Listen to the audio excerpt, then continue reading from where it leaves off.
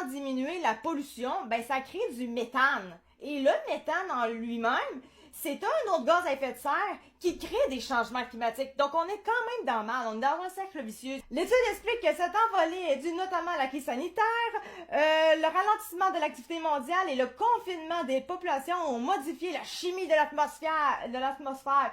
Ben c'est vrai que ça on l'avait dit qu'en tant que tel ça allait pas être bon de s'isoler comme ça, mais on parlait pas que c'était pour nécessairement l'environnement, c'était surtout pour l'économie. Mais par la suite on s'est rendu compte que c'était bon pour la pollution, qu'on arrête tout parce que ça faisait diminuer la pollution. Mais là finalement on se rend compte que finalement c'était pas si bon que ça parce que rien faire chez nous, ça crée aussi de la pollution. Bon.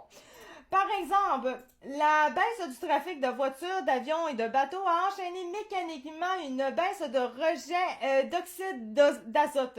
Or, ces polluants permettent de produire la molécule OH qui détruit le méthane. Il y en a que dans la vie sont payés pour trouver des problèmes où il n'y en a pas en termes de LGBT.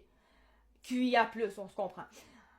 Puis il y en a que sont payés pour trouver des problèmes en lien avec l'environnement.